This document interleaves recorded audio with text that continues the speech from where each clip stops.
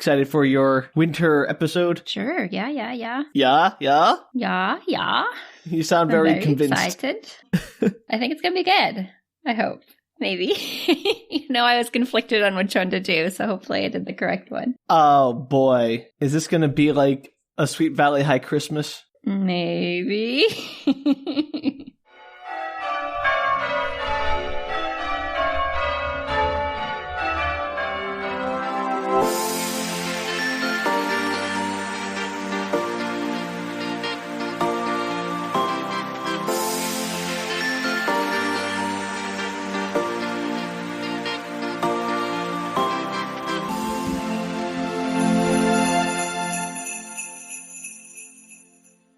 Everybody, and welcome to Winter Bizarre Book Retorts.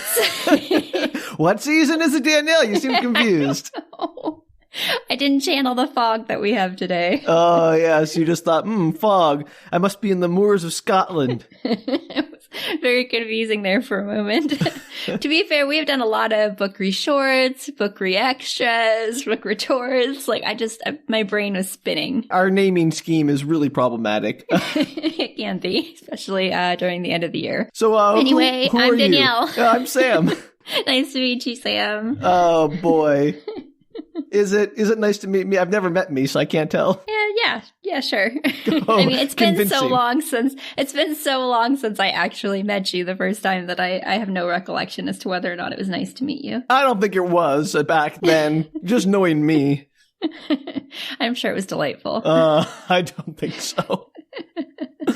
Anyway, welcome everybody to our Winter Bizarre episodes, our annual tradition of winter and holiday themed media. Yay! Things that only happen once a year, so we take advantage of them. We do. And today, Sam, I have a treat for you, a holiday treat. Do you, Danielle? Do you really? I do. I mean, you kind of guessed half of it when we were chatting this morning out of the blue for no apparent reason. Because I know you so well, Danielle, that I can just guess what these things are. So I am doing the seminal 2021 Netflix classic. Oh, gosh. It's hang on a second. You forgot the name of the movie you just did? No, I want to make sure I get the part right. The Princess Switch 3, Romancing the Star. You know, Danielle, I almost did that one. Did you? I was looking up some weird, holiday movies, and I came across the Princess Switch movies. I'm like, I could do those. That's really more of a Danielle thing. It really is. I've definitely seen these. But I kept going between Princess Switch 2, Princess Switch 3. Why there needs to be 3 of these movies, I don't know. But Princess Switch 2 is too normal.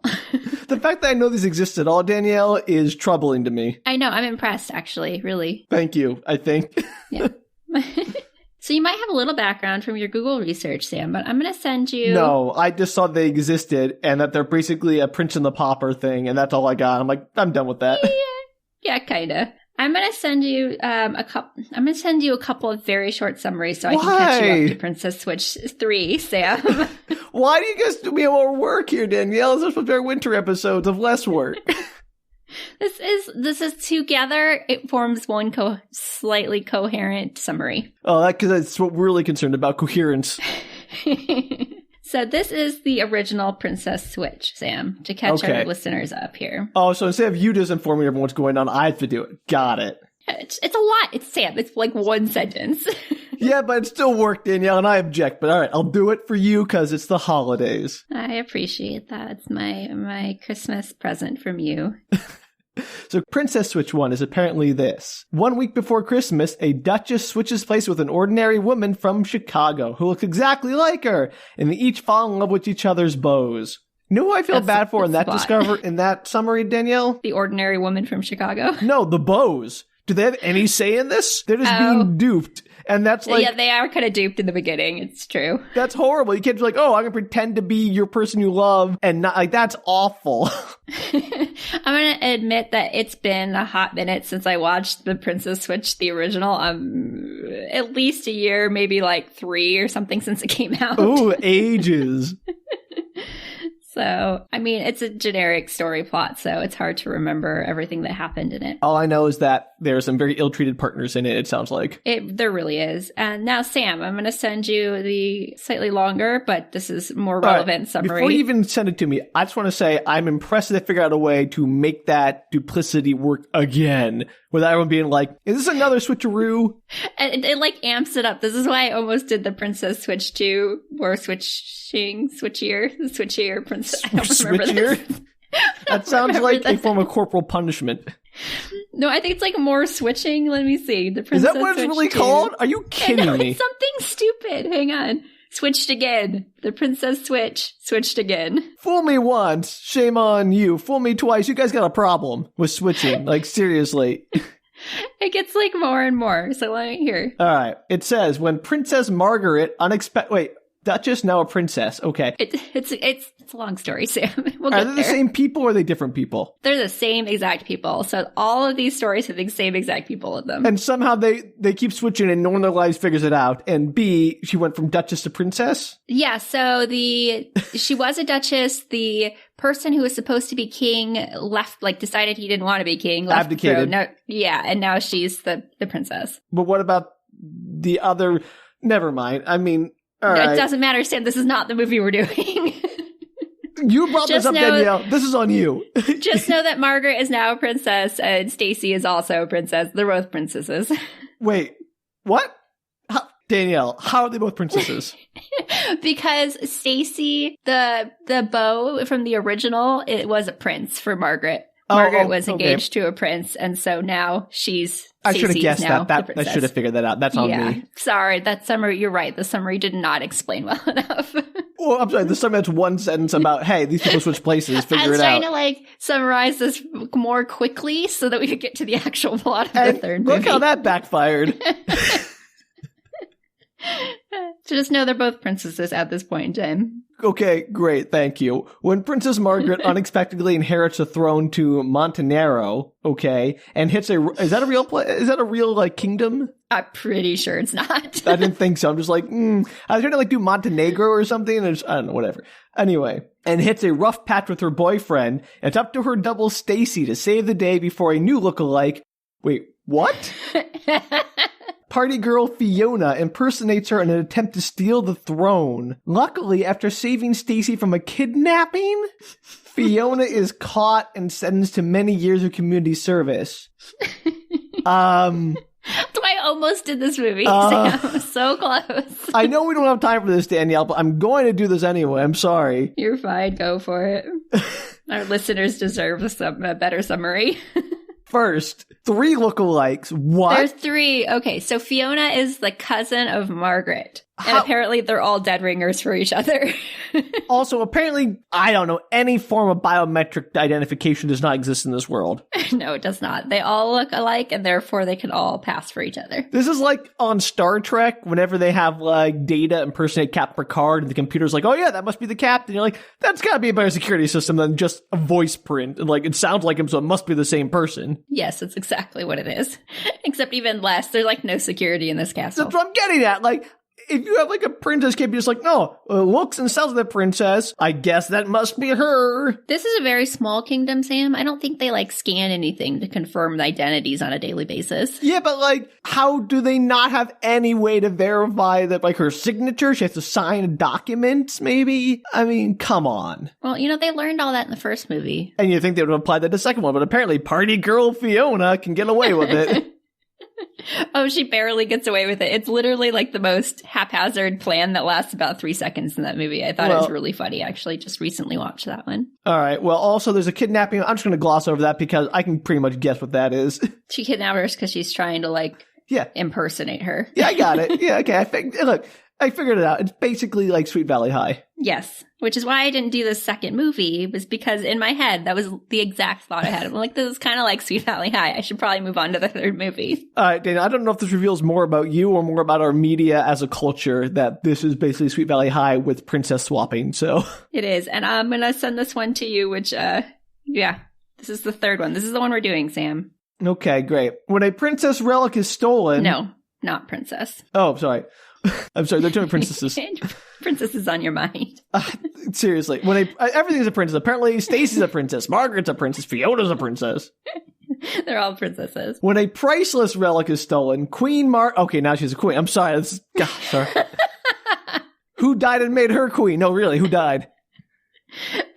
She was just in line. She's next in line for the throne, so she now gets to be queen, so. Wait, you don't get to be queen when you're next in line. You get to be queen when you're on the throne. Well, you're on the throne. He abdicated. She is now the queen. I thought her abdication made her from a duchess to a princess. Well, she was but she was they were just waiting to do the coronation so that she could become the queen. Okay. I don't know how monarchies work, Danielle, but it's not like this. I can say that. I didn't write the descriptions. Yeah, but the plot, when they become princesses, when they become queens, doesn't make any sense.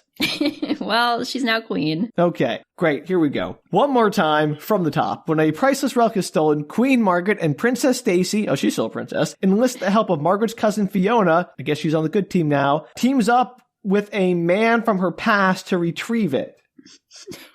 With romance and resulting in very unexpected switch. Did I miss something that did not make sense? No, it's just that's how it's written, and I was like, that's a terrible Stacy enlists the help of Margaret's cousin Fiona, teams up with a man from her past to retrieve it, with romance and resulting in a very unexpected... Okay, so it's not just me. That sentence does not have a syntactically correct structure.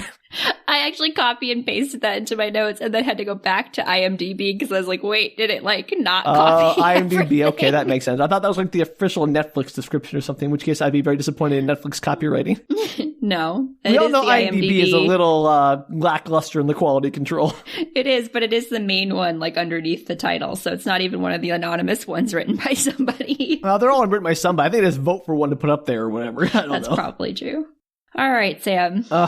All right, well, I guess we have all the background information we need to figure out how Duchess come Princess come Queen Margaret and ordinary woman come Princess Stacy and party girl come Fiona team up stir person live, so we can dive right in. Yes. I think we're caught up. I think you can follow this plot, Sam. Oh boy, Danielle, you're really putting a lot of faith in me.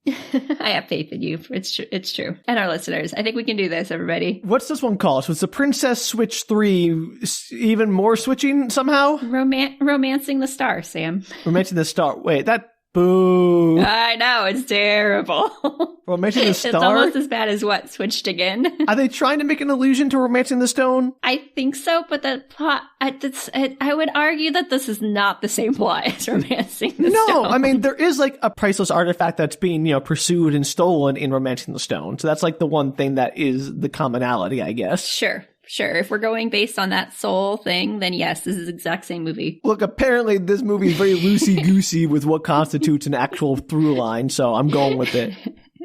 It's crazy. Okay, we open with Stacy. Stacy is played by Vanessa Hudgens of High School Musical fame. Yep. Everyone loves High School Musical. Everybody loves High School Musical. So she goes on to say she's co-chairing an international Christmas festival with Queen Margaret this year. Question. And yes. Do international Christmas festivals exist? I know. I have no idea, Sam. I also wondered that when I wrote it down. Because if you're doing that as the head of state, then you're running a theocracy, my friend. It's wild. So, International Christmas Festival. This every single one of these movies is based around some giant Christmas festival. Okay, great. I mean, you know what, Danielle? I'm glad they do that because then you can do them for our Winter Bizarre. Exactly. So to commemorate the occasion, the Vatican has loaned them the Star of Peace. Don't go on. I'm just baffled. It's a priceless relic that once belonged to St. Nicholas himself. No, it isn't. Like, veto. No, I mean, if the Vatican had such a relic, they would not lend it out to some random princesses known for swapping shenanigans. In this tiny little European kingdom. Yes. B, I don't know much about St. Nicholas, but I don't think he had a Star of Peace, which was just a glass ornament, it sounds like. Yeah, it's just a giant glass ornament. Sparkly, okay, yeah. Pretty. Yeah. I don't think that's something that St. Nicholas would find oh yes, a giant glass ornament. This is something that's useful to me in doing my mission of mercy and proselytizing or whatever. Again, I know nothing about the saint, so I'm sorry.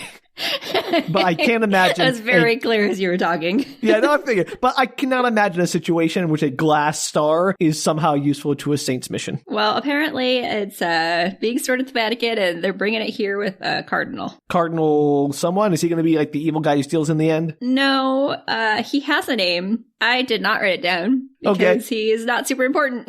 Okay, it works for me. So there's a convoy of cars delivering the star. There's a big, I would say, event, festival, whatever you want to call it, going on where apparently the entire city is watching this happen. I guess they have nothing better to do with their Saturday. So Montenaro is both a city and a country. Oh, I don't know the answer to that, Sam. I think it's a country because that's what she's queen of. Yeah, but like it could be like the Vatican, which is like a city state. City, country. Yeah, but I don't think that's it. Okay. So they're delivering this giant star where it's going to be kept under guard until it's placed atop the tree on Christmas Eve at their festival. At that point, it will be unguarded and ripe for stealing. And they make a comment stating that they're making history. What history? I don't know, Sam. The Vatican history of putting giant glass stars on trees, apparently. Yeah.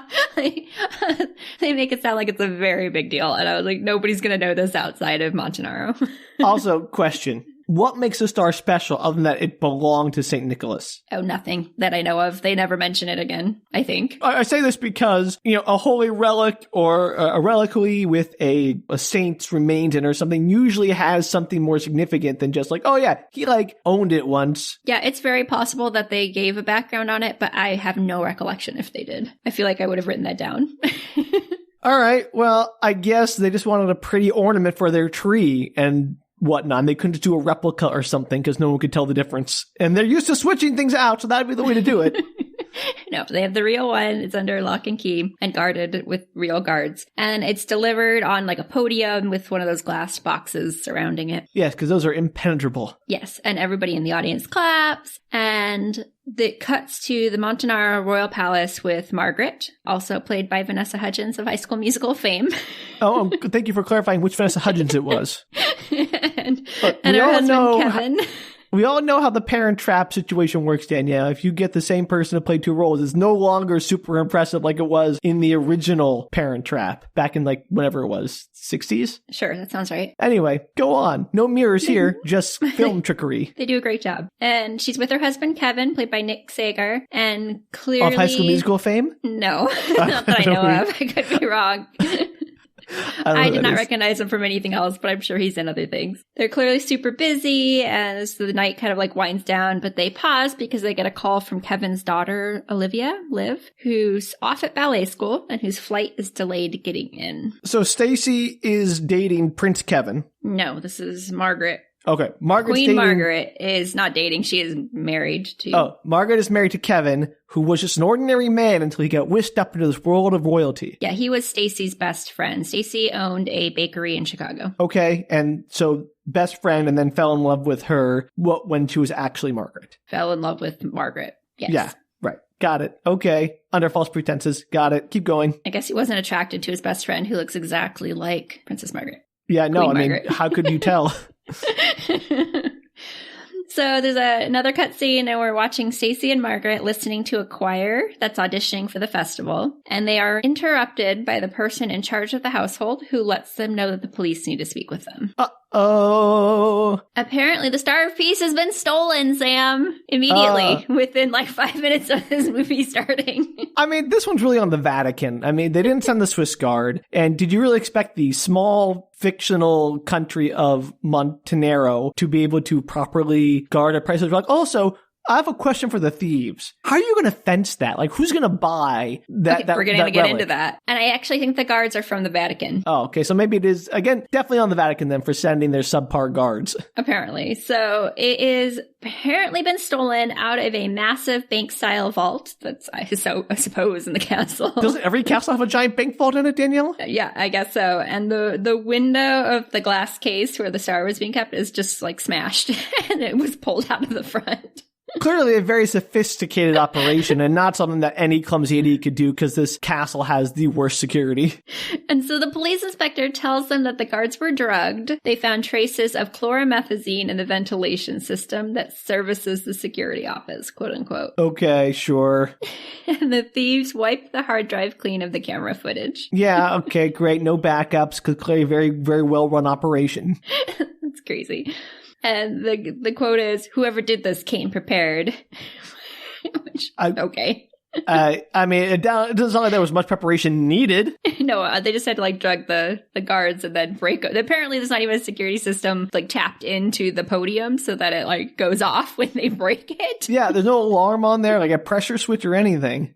Crazy. Also, was there even a password on that computer when they wiped it? Like, oh, okay, just wipe the security cameras. You don't see any of that. I don't even think you see the security office. I'm going to predict there wasn't even a password on that computer, so it was that, like, pathetic. So they've notified Interpol, but they have no forensic evidence, apparently. Because they're incompetent. And if they can't figure out their princess's switch, I doubt they can find a master thief, quote unquote. Yeah, I don't think anybody, I could be wrong, I don't think anybody knows about the princess switch except for like the head of the household. Like the two heads of the household that were kind of in on it in the first Imagine that scandal if that broke, that the head of state was some random woman for however long because they just decided on a whim to swap. I'd be like, we need to have a change in regime at this point. And I could be wrong. Maybe more people do know about that. I cannot remember how that first movie ended. Fair enough. Doesn't matter.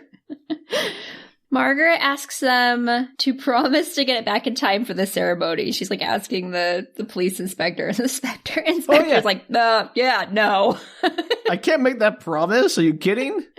That's like an insane thing to promise. And the inspector wants to keep all this on the down low as they investigate. And they ask the inspector if they should notify the cardinal from the Vatican who came with the star. Yes. And the inspector is basically like, well, it's possible there's a breach from the actual Vatican security, so Interpol's asked us that we hold off for now. I'm more suspicious of that guy than I would be of the Vatican. Of the inspector? Yeah. Like I'm just saying, like, in terms of whether there's more likely to be a security breach for a holy relic, probably not the Vatican, is all I'm saying. Like, they have their problems, but I don't think that's one of them. Well, nobody questions the police inspector, so... Okay. She seems above reproach, I guess. So Stacy's husband, his name's Edward, by the way. Okay, now what is he the prince of? Sam, I don't remember. Okay. I just want to know if it was another Belgravia, like, maybe? I don't remember what the other place is called. It's some other small made-up country. Got it. Yeah. Just double-checking, because I love how they have to come to these made-up tiny countries because monarchies are either becoming things of the past or are very problematic these days. They are, but they're all little tiny European countries that don't exist. And Stacy's husband, Edward, played by Sam Palladio, he's freaking out. And he's like... also from High School Musical. Yes, all of them are from High School Musical. There's actually a big dance number later in this movie. You can't tell that would make this movie better. There may or may not be a dance number towards the end of this movie. Excellent. So he's freaking out. He's like, it's a scandal of international proportions. This similar thing happened in the past and the king was almost deposed and blah, blah, blah. I don't know. It happened in the past and they let it happen again? Well, not with the same thing, but with something like some kind of crown jewels or something. Right, yeah. But like, if you've already shown you're incompetent at holding on to your own stuff, why would the Vatican lend you their priceless stuff? I don't know. This was like hundreds of years ago, Sam. Okay, fine. So then Stacey... why is the never mind. Oh my gosh. It wouldn't mean that they'd be deposed. 100 years ago something bad happened, they almost deposed the king, and now 100 years later something similar happened. It means the same thing's going to happen. Like, you can't have it both ways. Well, he is both the one that panics and also the voice of reason in this movie. That's not a good sign. I know, it's weird when that crosses over. Usually you don't have that be the same person, but I often agree with Edward in this situation. What does Edward suggest we do, Danielle? Edward doesn't have any suggestions yet. Right now it's Stacy. Okay. And her suggestion is that they figure out, since they're kind of just sitting around doing nothing while the police have no leads, they're like, we should do something that the police can't do. And her suggestion is to go to the dark side. She doesn't say that. That is my Call wording. Batman. And they need to find a connection to the black market, someone who's just a little bit crooked. So why can't the police do that? I don't know the answer to that because they're good and noble. I don't know, Sam. Police use informants and black market contacts all the time. Well, apparently they're doing nothing in this movie. I am flabbergasted both by the arrogance of Stacy thinking that she knows how to investigate international crime better than the professionals, and also that she is correct. She's absolutely correct because Margaret and Stacy look at each other and are like, someone not afraid to break the rules who doesn't mind doing sketchy stuff. We definitely know someone like that. That's someone we can totally rely on, not to try to, kidnap me. Just, let's go get Fiona. So another Vanessa Hudgens enters the scene. Almost. Edward is, again, the voice of reason. He's like, so let me get this straight. You want to get the help of the woman who, with the help of her own cohorts, masqueraded as you in an attempt to take over the country. And how is she not, she was sent to community service. That's not a sentence that's going to work. Well, at the end of the last movie, she was supposed to go to jail. Stacy really wanted her to go to jail, but Margaret talked the authorities into giving her 12 zillion hours of community service in lieu of jail time. Okay, which authorities? Because isn't she the queen? She is. That's why it worked. Because she, as the queen, was like, I'd really love it if my cousin didn't end up in jail. That's just nepotism. A little bit, yeah. You don't see it commuting the sentences of all the other criminals who are like, well, I'm sure they're good people at heart. I actually think this gets progressively worse, too, because she's just, pulling people out of jail left and right. Oh, come on. Because also, I bet this is the kind of place where someone steals the bread to feed their family, beheaded. But, your cousin tries to usurp your throne. Oh, that's just my cousin. That's quite possibly the case, because all we do is see her relate things to her cousin. So I have no proof to the contrary that the rest of the people don't just go to jail for stealing bread. This is why monarchies are on the way out. So Margaret is all, she's just serving community service. I was thinking of inviting her for Christmas dinner prior to this anyway. Okay. Everybody kind of looks at her. She's like, I always felt sorry for her. She grew up in all those boarding schools with no one looking after her. And I think this past year in the convent, which is apparently where she's serving all of her community service. Oh. The community service convent. There's some really weird religious overtones in this movie already. So she says she thinks the past year in the convent has done her some good. I mean, I'm finding it hard to feel bad for Fiona, the wealthy cousin of royalty. Yes, who tried to kidnap and take over a monarchy.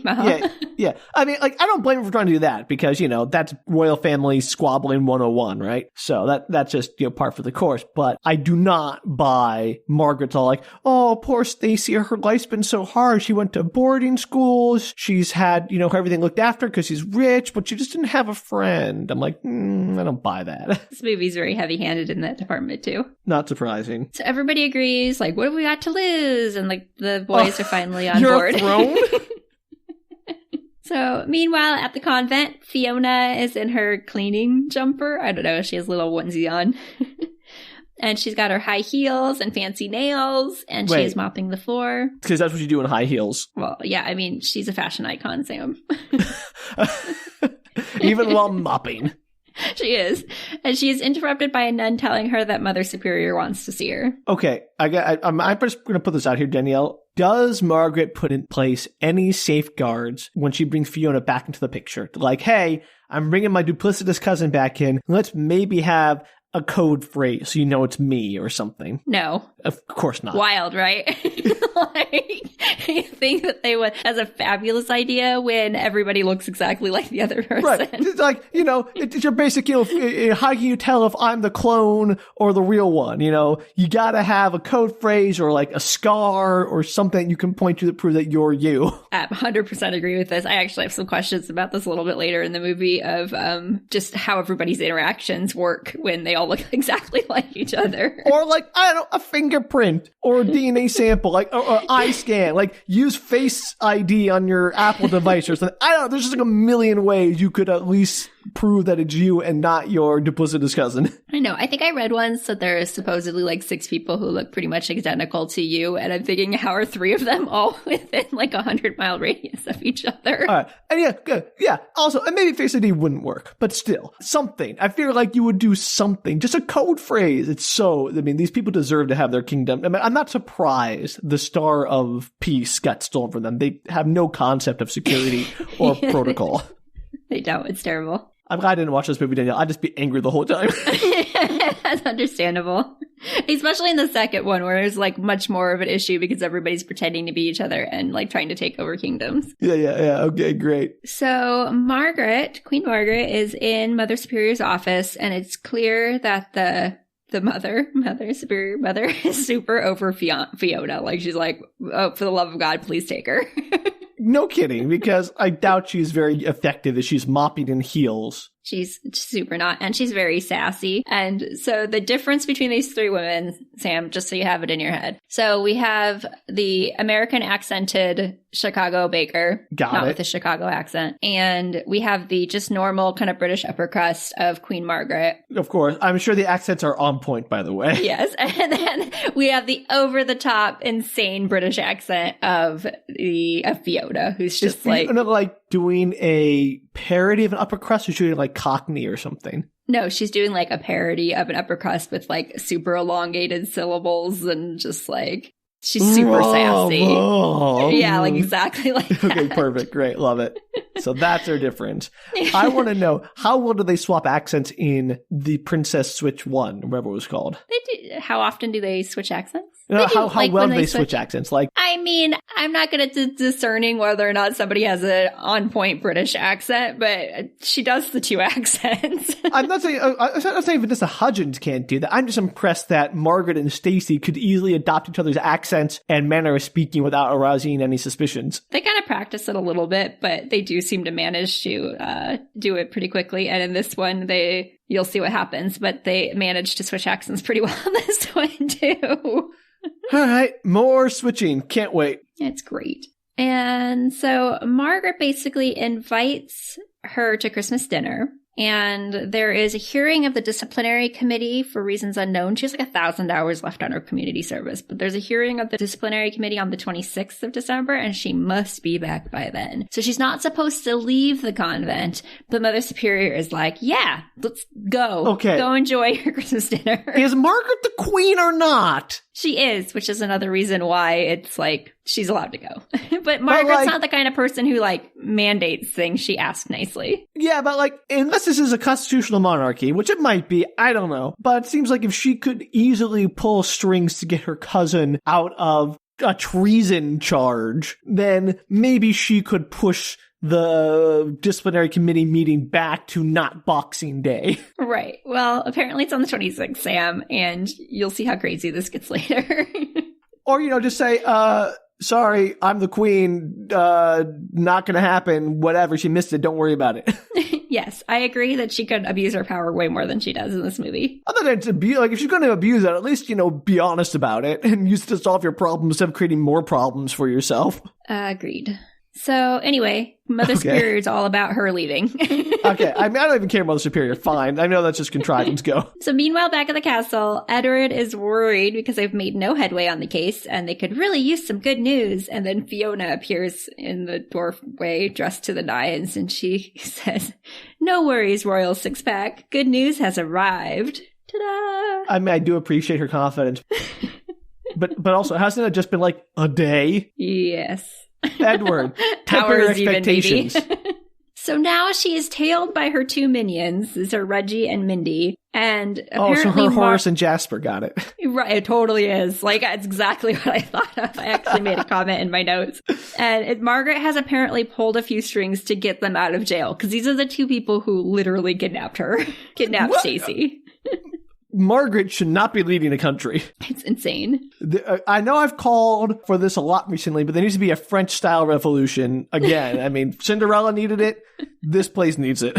It's wild. And the reason why she pulled out of jail, besides, comedy plot twists, is because Fiona wouldn't help them when she heard about what was actually needed without them present. I would say, okay, go back to the convent or prison. I know, then. right? You have all the cards, Margaret. Oh, Margaret. I kind of am rooting against her because I want her to fail on the merits. Like, I want her to suffer the consequences of her bad decisions. At Stacy, when, they all walk in, she's like, understandably, she's kind of annoyed. These people kidnapped me and you let them out of jail. Look, I'm sure Stacy has plenty of bad decisions she also makes, but right now she seems to be the most rational one. I agree. Her and Edward. Maybe that's why they're married to each other. Did they all, okay, let me ask you, Danielle. I have to know. Was there a big group wedding for Edward and Stacy and Margaret and Kevin? Okay, here's the deal, Sam. So I was watching the second movie, which I was pretty sure I had seen before, but I couldn't quite remember because I was just seeing if I wanted to do it for the podcast. So I'm watching it. I got about 80% of the way through, and then I was like, maybe I'll watch the third one. That seems crazier. And I never finished the last 20%. So I do know they all get married, but I cannot tell you if they had a group marriage ceremony. Because that'd be just like what these movies like to do. They probably did. I cannot remember or tell you. All right, well, that's a mystery that our listeners will have to inform us about. Terrible. Danielle did not do the proper research for this. You did enough research, Danielle. That's how I felt when I didn't finish it. I was like, I know what happens. It's fine. Oh, gosh. So the next morning at Brekkie, as Fiona calls it. No, I hate her. She grandly enters and lets them all know that she's been in touch with an associate who should be able to help them find the missing treasure. Okay, that was easy. Yeah. She's off to meet the dude who apparently lives in a castle because, everybody in Europe lives in a castle. I mean, as an American, I can attest that is definitely how we view Europe. That is 100% what it... And this movie does not dissuade me of that notion. I'll tell you that right now. So did they just let Fiona go off by herself to talk to her criminal contact? Okay, so she was going to go off by herself, and then somebody was like, I would really prefer that you have the driver with you, because we don't want you to just, leave the country. Not I don't know, an armed escort. Well, the driver, I forget his actual role in the original movie, but he's somehow, important to the head of, he's, part of the household. Yeah, but unless he's, a secret ninja bodyguard or something, I doubt he's going to be... I think he is some kind of combination of things. Well, then I'm the idiot, I guess. I'm not sure he's a secret ninja guy, but he's definitely super trustworthy and will beat her up if she doesn't come back out of the house. How will he beat her up if she's already, absconded with the criminal contact? She's got, a 20-minute window where she's allowed to go into the house, and if she doesn't come out, he's supposed to go in and grab her. Oh, okay, yeah, because that's going to be easy to do if the doors are locked and they've already left through a secret tunnel or something. Well, none of that happens. It should. If I was Fiona, I'd be like, I'm out. She doesn't do that. She feels a little bit guilty. Oh, sure. Okay, whatever. Okay, so she gets to this castle. She walks to the door, which mysteriously opens for reasons. I don't know. I mean, and it shuts on its own. Castle, I'd have an automatic door, Danielle. That's 101 castling. Well, it opens and shuts miraculously on its own. But the inside is kind of remodeled, and it has a science lab in it for reasons. They never use it. Oh, I was going to say, is this my castle? But I'd be using that sucker. I'm sure he does use it, the guy who lives here, but he does not in this movie. I don't know why it's there then. The guy, this is Peter Maxwell. And also from High School Musical. Yes. And he's played by Remy Hii. Hi. I'm sorry, I don't know how to pronounce his name, but it's Hii is his last name. Got it. And they apparently have a long sordid history, but they haven't seen each other since, I don't know, a few years ago where she left him while they were dating. So she goes to her ex as her first contact. That couldn't be awkward at all. Well, he's the right person for the job, Sam. Sure. And there's no one else who can do it. Got it. No, because didn't you read the summary? Something about romance? Grammatically incorrect romance. With romance and resulting in a very unexpected switch. Exactly. Clear as mud, Danielle. Let's go. So almost immediately after they kind of get it, you get the gist that they were dating at one point, he mentions that her mom has been in touch and she should call her. And Fiona's kind of I don't want to talk to my mom, thanks, though. Also, why is the mom contacting the ex-boyfriend? I guess they've known each other since they were kids, the two, not the mom and Peter, but Peter and Fiona. And so she kind of grew up around the mom. Okay. I'm going with the Danielle. I gotta stop. There's just too much that's wrong in this. So he wants to know why she'd bother to even help find the Star of Peace. Which, good question. Absolutely valid question. And she tells him that she treated her cousin a bit unfairly and kind of wanted to make it up to her. No. I guess she's had to turn around. What about her character would make this revelation at all part of her? I don't know. She's just, even in the second movie when they introduce her in the very latter half, she's clearly doing that, but it's almost like out of jealousy or something. She's not really nefarious. Like, she's kind of lovable, even though she's like trying to take over the entire throne. You're almost rooting for her. Yeah, sure. He tells her that he's dug up some stuff, and what he has found is the Interpol file. And he's showing it to her on his fancy, massive touchscreen table thing that he has. Sure. Gotta have your Minority Report style. Exactly. That's exactly that. And apparently the chloromethazine supplier, according to Interpol, is limited to an Asian distributor, except for this one back office pharmacy in Geneva who runs an after-hours operation out of his warehouse. Those are only two suppliers of chloromethazine. Asia and this one pharmacist in Geneva. So all of Asia and then this one pharmacist. So it must be the one pharmacist instead of anyone in the entirety of the massive continent of Asia. Apparently. And Interpol knows all this information, but apparently has done nothing with it. Man. It's really sad in movies and books when they have to make the professional characters utter morons to make the heroes seem smart by comparison. Yes. And so Peter apparently is a genius because he searched the last 3 days of footage because there's cameras in that warehouse area, which is a terrible place to have Sam, he's just a genius, okay? He used to work for Interpol. You get into it a little bit later, but he used to work for Interpol, but there was a whole scandal, and then he quit and started his own security firm. He's the smartest character in the entire movie. Sorry, Danielle, my mistake. Obviously, Sam. So apparently this warehouse has cameras near it, which I think is insane, because why would you run an evil, Yeah, like your underground pharmacy. Let me record my crimes, because I'm Richard Nixon. Crazy. So he found basically the trade-off of an associate of a man named Hunter Cunard, who is a billionaire hotel tycoon. So Hunter Cunard, not Hunter Cunard, which is just duck in French. Right, it's Cunard. See? Got it. Because Hunter Duck would be a dumb name. But it sounds fancy in French. Well, it's not quite Hunter Cunard, but Cunard. Okay. Cunard, a billionaire hotel tycoon that Fiona happens to know and may or may not have dated in the past. Well, Fiona, I appreciate her for really having fun in her life. I know. She's living it. So back at the castle, Peter is filling everybody in. He's apparently been taken to the castle. And Hunter's passion is collecting things that aren't for sale, quote unquote. Stealing things, Sam. I got it, Danielle. But again, this doesn't sound like... It tells me he's trafficking people, so I'm getting at, Danielle. No, he's things. He likes things, like art and crazy stuff. Well, to a person like him, people are things, Danielle. Oh, he definitely would kill people. It's suggested later. This movie is very PG, though, so you don't really see him being nefarious. Oh, okay. He's just sort of mustache twirly. Exactly. So there's no way they can apparently just go to the police, since Hunter has bought everybody off, as one would do if you're a billionaire hotel tycoon. So the only thing they can do is steal it back. And Netflix told me in the captions that mischievous music plays. Well, of course it does. So this is becoming a heist movie, a la Ocean's Absolutely. 13. Which is another reason why I went with this movie, because I love a good heist movie. Right, that's fine. I just wish the heist was being perpetrated by people who were actually good at heisting or smart, because they can't even protect their own treasure. That just shows you don't know how to protect against a heist. You can't plan a heist. Technically, the Vatican couldn't protect its own treasure.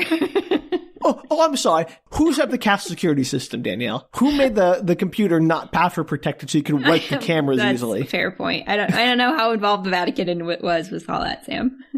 All right. That's all I'm saying is I think their heist is going to be dumb, and I can't wait. Well, I think Hunter Cunard is like, it doesn't matter how good the security system was, he was definitely going to get in. Sure. But at least, make it a challenge. It's like, if someone wants to break into my apartment, they can do it. But I'm not going to leave the door unlocked to make it easy for them. Well, apparently they did. Okay.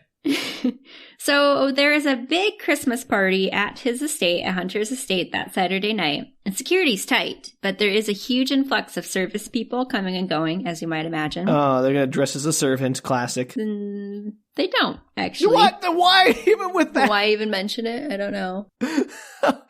All right. I mean, the movie is at once it's so predictable, but also it never does the thing that it's like setting up. That's true. And they do use at one point a like flower van, like FLOWER. So that's like parked outside so that nobody's going to. Yeah, like that nobody's going to notice, like the florist van. That's the only nod to the fact that there are service people coming in and out of the estate. Okay. So Fiona's going to keep him busy, quote unquote, and they'll steal it while she's doing that. If this was a better movie, they'd just be sleeping with each other. Yeah, I also don't think that Fiona needs to keep him busy. He's the host of a party. Right, like, he's going to be busy. He's busy. Fiona, like, yeah, have somebody down there watching him to make sure he doesn't go upstairs, but, like, you don't actually need somebody to keep him busy. This is like Christmas Bounty when they took out the bodyguard in a whole scene that's completely necessary because they already had access to the person they were interested in. Exactly the same thing. Why are the people in our holiday movies, Danielle, this year completely incompetent at tactics or strategy or planning? Don't know the answer. I mean, every movie we do, usually the people are incompetent at that. I mean, sometimes they're competent. They just decide to do things for no reason. But no, it's especially egregious, it seems, this year. I don't know the answer. Maybe holiday movies are just worse. Well, holiday I can't heists make a are statement not on that. Best heists. All right, let's go. So they need an invitation to this party, right? So Fiona's going to coincidentally run into him and get an invite because they have a history. Sure. And this is where Prince Edward, interrupts the discussion to ask if Peter is the same Peter who worked for Interpol, but was charged with a large-scale diamond theft in the past. So why is he not in prison? Well, Peter's all like, well, shucks, the charges were dismissed, but the incident tarnished my reputation, so I resigned and started my own private security firm, which is much more lucrative. And I'm sure being a disgraced member of Interpol is really good for the legitimate security business. Well, I don't know. I mean, yes, technically it's a disgrace, but it was since the charges were dropped. I guess you have that argument. Okay. And I'm sure he's really good at what he does. Like, and the best people are the ones that, like, probably did steal stuff, Sam. You know what? Fair enough, Danielle. If I was hiring a bodyguard, it would be someone like him. There you go. But he's not charging them any fees because he's super into Fiona. Let's admit it. Okay, so he's doing this for the unspoken payout. Yes, 100%. Okay. So there's a boutique hotel that's unveiling its Christmas decorations that night, and she's going to go meet him there. They have this insane scene, which I wish I could show you, that is, they show the castle. It's a castle, Sam. It's a castle boutique hotel. Danielle, you did not have to say it was a castle. It was already a castle in my head.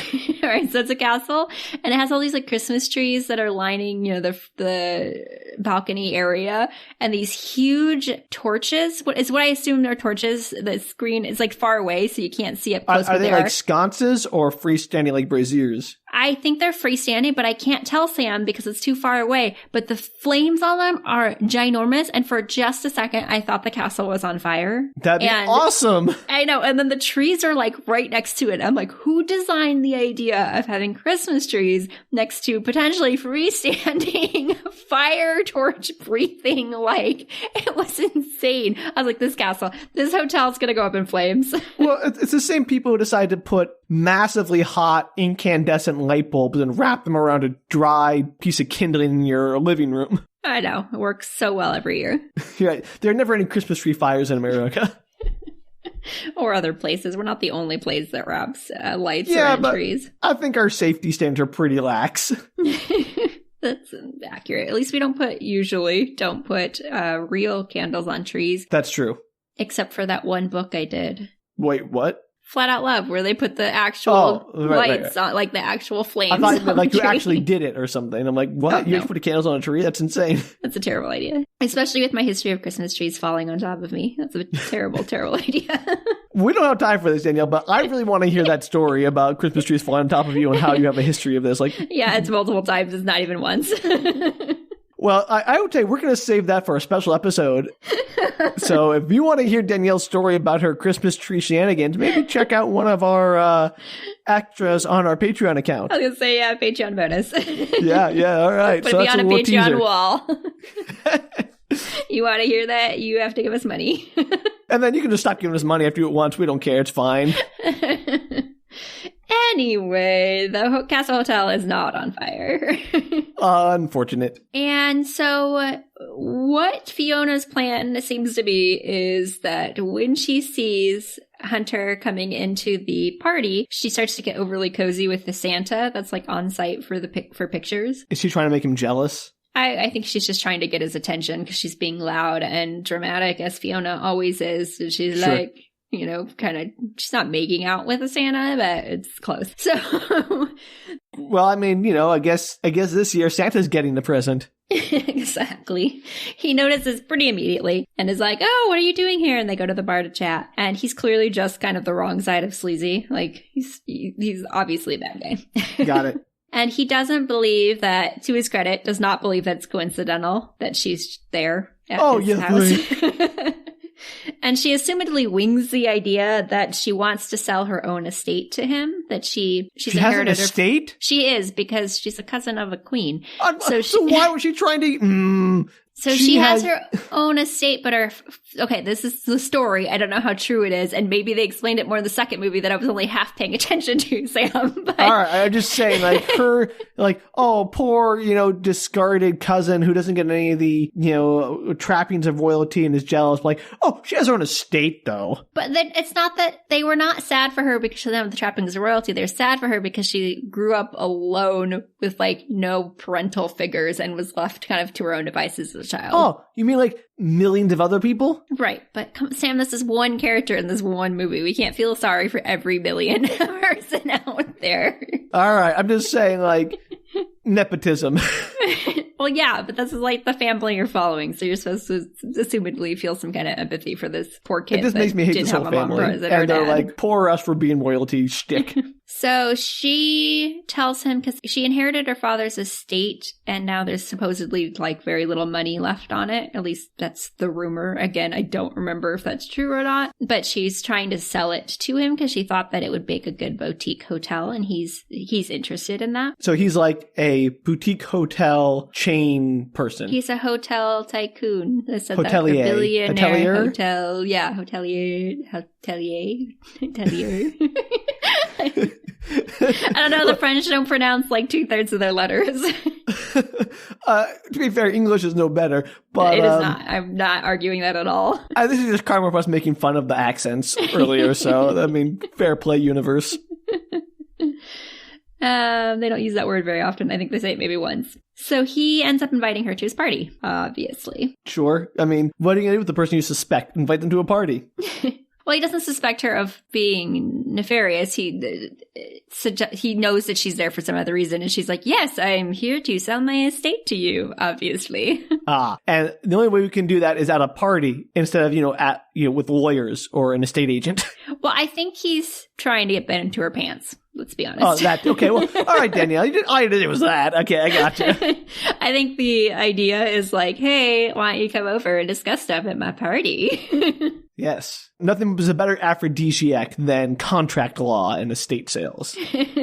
At a party with alcohol. So in the car ride back, Peter is obviously a bit jealous of this whole interaction that they have. And they have this, one of those arguments back and forth. Like, I'm not jealous as you are. I don't care. I do not care about... Well, I'm telling you this because it's interrupted. I know. I'm just saying, I do not care about Peter's imagined jealousy over a girl he is not actually dating, who is not that good a person. Yes, but they're made for each other. So they're interrupted in this argument by Fiona's mom calling. And he's like, pick up the phone. All she wants is for you to say hi. Which I don't mind Peter in the story. I kind of like Peter in the story, but he is very pushy about this mom thing. Like, it is up to Fiona whether or not she wants to talk to her absentee mother. Yeah, dude, stay out of their relationship. This is not your business. It's crazy. And so he's like, just pick it up. She just wants to say hello. And there's a flashback to little poor Fiona telling her mom that she wants to be with her for Christmas. And her mom is like, I'm way too busy. I can't do it this year. You'll have so much fun with Peter at your fancy boarding school, which you're staying at over the holidays by yourself. with Peter. Yeah, but it's just like the two of them in this entire school, apparently. That sounds awesome. Well, yes, but in the story, Fiona's just sad, Sam.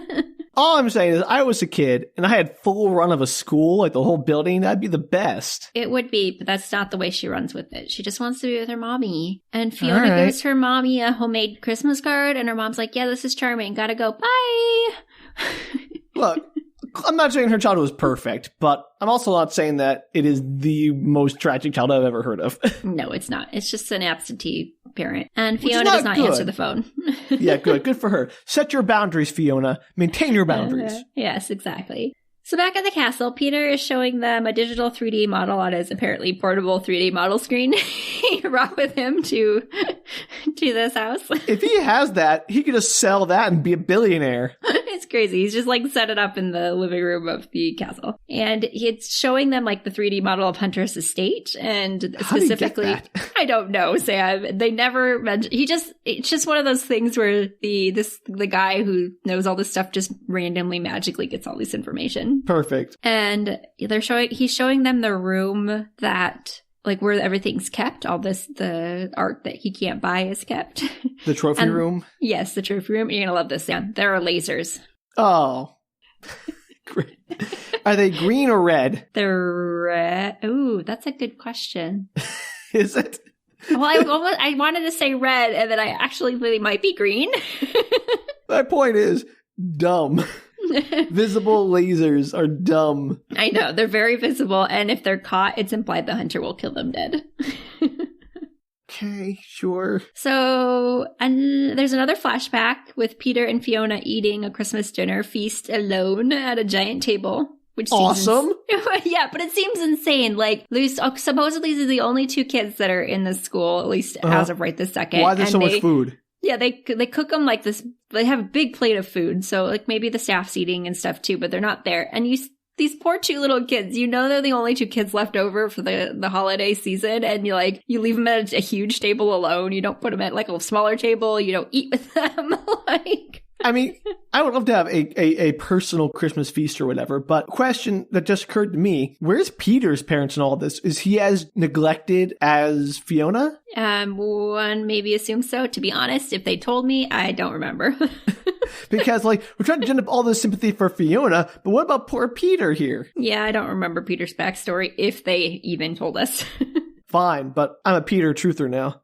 Yeah, Fiona's sad. Peter promises to always be your friend, will always be there for you, blah, blah, blah, etc. Of course. So inside the castle, they've set up an approximation of the motion sensor array at Hunter's Gallery. And wow, okay. It has moving lasers between the entry and the control panel. Because moving lasers, all right, I'm sorry. I'm going to say this once, and I'm not going to say it again. Sure, go ahead. I know movies, visible and moving lasers that look super cool, but they're the dumbest things in the world. Every time I see them, I think, well, someone's a moron. This was like 50% of the reason that I chose this movie instead of the second one, Sam, was because they had visible moving lasers.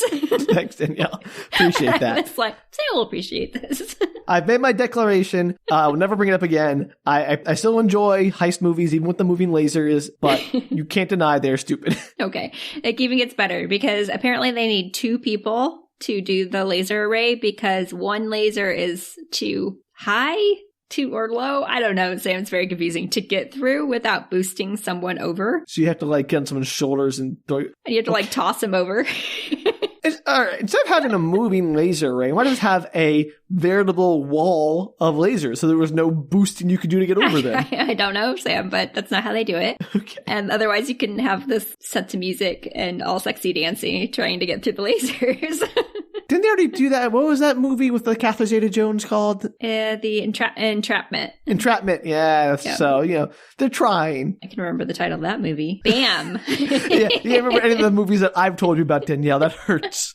I've seen Entrapment several times for various reasons. All very valid.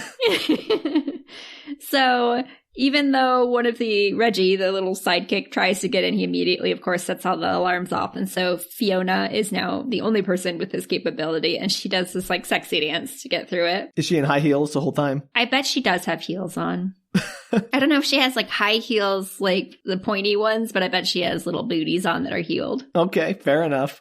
And her and Peter have a moment when she finally like catches up to him. You know, they're standing really close together because the lasers are so close, Sam. And they're moving. The lasers bring us together. And then he has to like flip her up. So basically, she puts her foot into his hands, I think, and he catapults her, and she does like a flippy flip over the lasers. I didn't know they were all such accomplished acrobats. I would like to point out that she manages to do multiple flips, but does not set off a single laser, which is wild. And does she land on her feet? Yeah, of course. Well, why is she in the Olympics? She could be Montenaro's gymnast. I don't know. It's her second. Maybe she was, Sam. We don't know her backstory. We know that she was abandoned out of boarding school and made a big deal about it. That's true. But we don't know what she did like for work, if anything, after that, after she graduated. We don't see anything in the teen years after she graduates from boarding school. Oh, because maybe she was a teenage gymnast, you know? Danielle, I don't know to see that movie. I'd watch that movie. Maybe that's going to be the Princess Switch 4. Flipping out. Anyway. What's the one called again? I already forgot what the name of this one was. Romancing the Star. Oh, right. The play on Romancing the Stone. Can't believe you forgot that, Sam. It's so unintuitive. It kind of is. Except not. There is a star. There is romance. All right, Danielle, stop trying to justify this. I can't. It's a terrible typo. So the next day, they're practicing some kind of rappelling thing off the roof of the castle. Okay. I feel the need to practice all these things. And Margaret is talking to the cardinal inside of the castle, pretending like nothing's wrong. And the cardinal, of course, is facing away from the window, and she's facing where they come the down, window. yep. And so she keeps seeing them like rappel past the window, and then their big surprised eyes because they see her in there with the cardinal. Why are they rappelling past a window to begin with? I don't know, Sam. What are the chances that it's the one window where the cardinal is? And 100% if it's a movie. It's true. It's 100%. Of course, what happens is Reggie gets stuck as he's falling, and he's like, you know, in the window, kind of writhing back and forth. And so Margaret distracts the cardinal, shuts the blinds, and then she sees Reggie fall and screams all the way down. Who's Reggie again? Was he the driver? Reggie's like the side. No, Reggie's the sidekick. Him and Mindy, or whatever her name is, are the sidekicks. The Jasper and Horace, yes. Yeah, the Jasper and Horace. Got it. Okay, sorry. I did not process their names at all. No, they're not important. They're much more important in the second movie. They're obnoxious in the third movie. Okay, great. So he falls, and the cardinal's like, what was that? Margaret's like, oh, that's the yodeler practicing for the festival. Oh, he's dead now. Like, she can't do anything about it. She's talking, like, what did she do? Rush out and check? So the cardinal's telling her all about how the Star of Peace was once almost stolen by a band of thieves when it was loaned out previously, and the guy was excommunicated. And not only are the eyes of the people on them during the festival, but also the eyes of God. And Margaret's like, well, this is lovely. I hadn't thought of that. Thank you. Is Margaret, is this a Catholic nation? I'm assuming so, only because there's I understand that this movie is set during International Christmas Festival, and that's a very Christian-based holiday. Sure, but to be fair, modern Christmas is more secular than religious. Right, and they definitely seem to have kind of a Catholic wedding vibe thing going on in the wedding that I didn't watch, but I've seen the little clips for. Okay. So, all right. Yeah, it's possible they're Catholic. I mean, that's fine, because it's the threat of excommunication only works if you're not Henry VIII, who's no, I don't really care. Yeah, and they're they don't really, I'm not sure there's much in the way of church services in any of these, maybe one or two, because it's the Christmas holiday. I'm not complaining about the lack of religiosity in the movie. I'm just trying to figure out how worried she is about excommunication. A, and B, if she excommunicated, will she have to abdicate her throne? Right. And the movie does not seem to get into any of that. It's kind of more just used as a joke. So okay, I can't tell you. I'm assuming that she's a little bit worried about the threat of excommunication because she seemed concerned by it. Fair enough. All right. So poor Reggie has sprained his leg and neck when he fell off the roof. I mean, I consider him lucky at that point. He is. And they're in trouble because they need 3 people on site to pull off the scheme. But the best person to do it... good thing they have 3 lookalikes. Well, not yet, Sam. Don't jump ahead in the plot. Sorry. So the best person to do it, as we saw earlier with her sexy dance, is Fiona. But she has to be down at the party being all lustful with Hunter, because apparently Hunter can't just be busy by himself at his party. If only you could be in multiple places at once. If only. And one of the involved house staff points out that Margaret obviously could pretend to be Fiona at the party while Fiona did the sexy laser dance with Hunter. Can we just make sexy laser dance an official dance like the electric slide? I mean, it would be like, I feel like that could be a real dance. Okay. We gotta make a song for this, Danielle. It has to be like the sexy laser dance song. Well, yes, I think it would be better with an actual song. They do use a song later for it. No, but you need to have one that's called the sexy laser dance. Laser dance, I know. It tells you, it has to give you instructions on how to do it, like all good songs. Yeah, like Electric Slide of the Macarena. Exactly. Cupid Shuffle. All those. So Stacy and Margaret are on board, and Edward is against it. I think they just like to dress up as each other. I don't understand why these women are so eager to pretend to be one another, and then also to dupe men into thinking they are different women. I don't think it's like they're gung-ho. I would just say that they're like, well, what are our other options? Like, we need to have a third Fiona here. Okay. I mean, also, I think the threat of death from being caught by this nefarious person is probably a bigger threat than excommunication at this point. Right. Probably.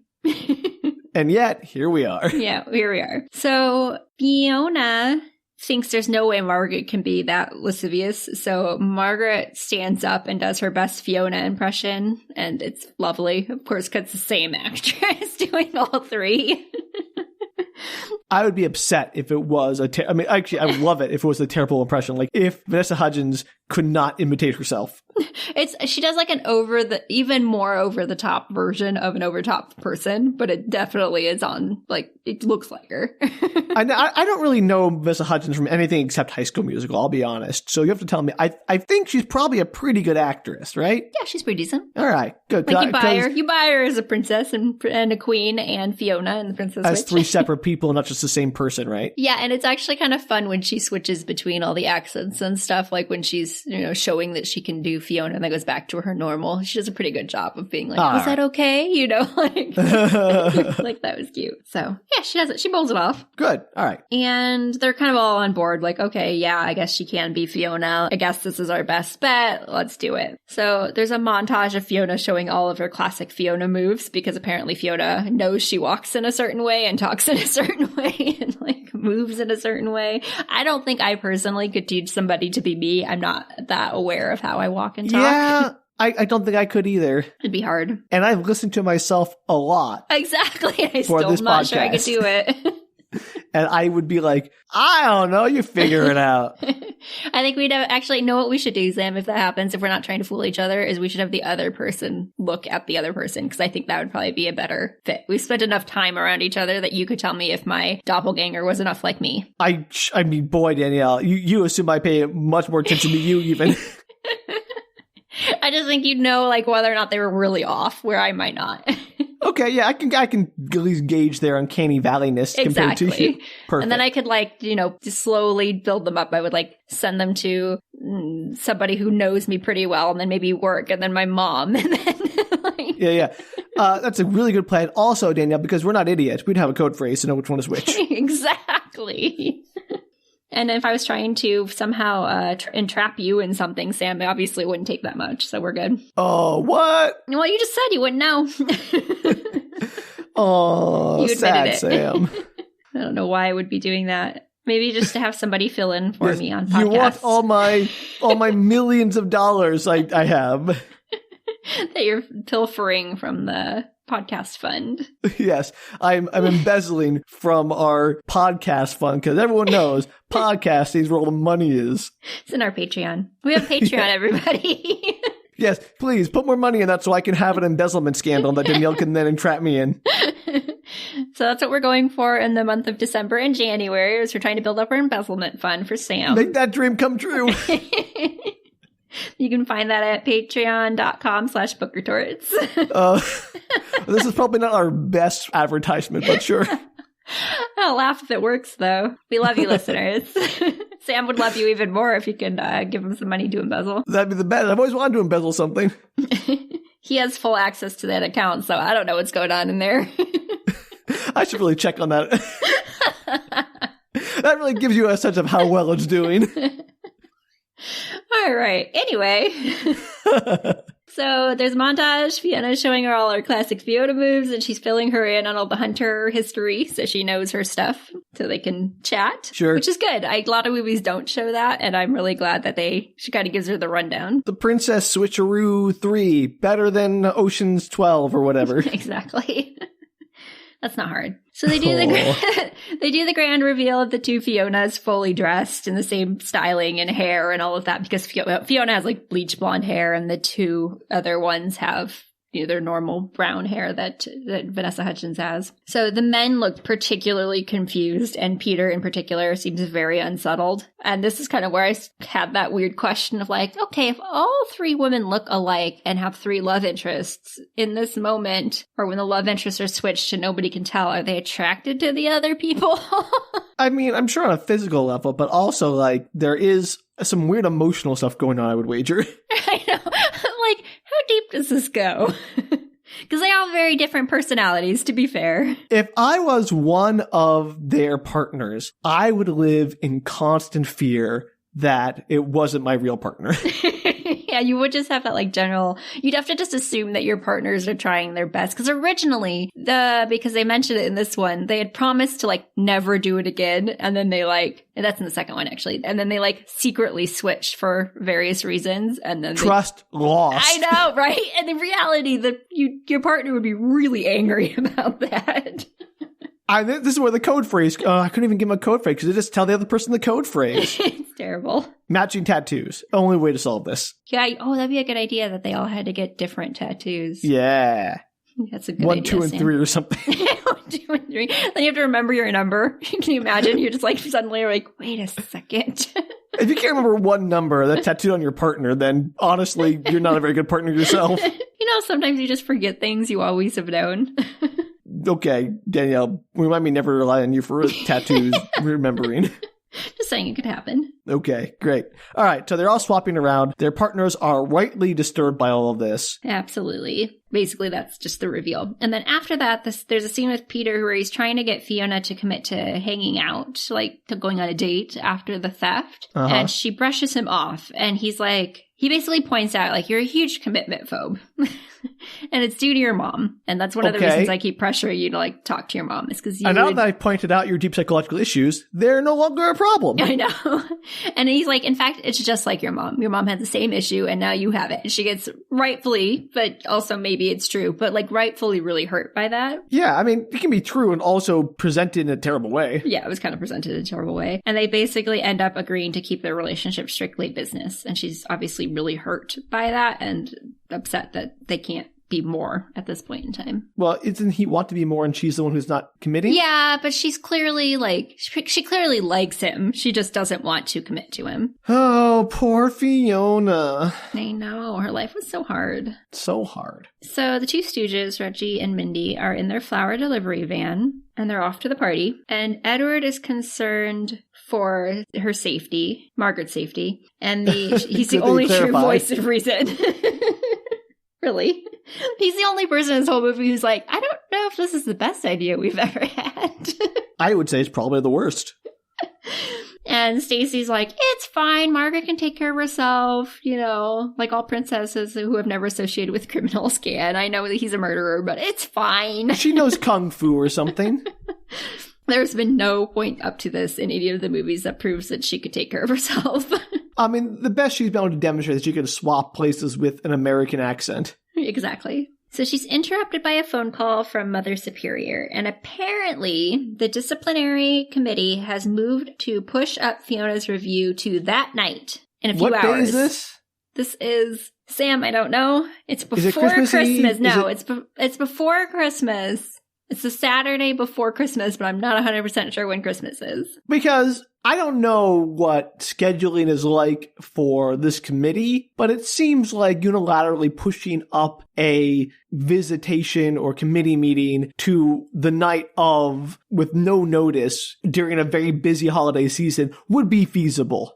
Oh, it's insane. So it's like Christmas weekend. We're assuming Christmas is in like a day, 2, 3. It's not very far away. This is a Saturday night. They tell them the day of, and they give them like, I don't know how much time notice, but it's just a few hours because they're pushing time to try and get all this squared away. They're like, they're coming in like a few hours. You've got to come back like right now. And I'm like, no, this would never happen. No disciplinary committee is like, we're changing the disciplinary committee from the 26th, which doesn't make any sense as he's mentioned, to now. And also, she's the freaking queen. Wield that scepter. It's insane. And so they need Fiona back, like, stat, because she's not even supposed to be gone. Which, again, as you pointed out, it's the queen. The queen can just, like, sorry, she's at my house. Also, good thing there's a third one.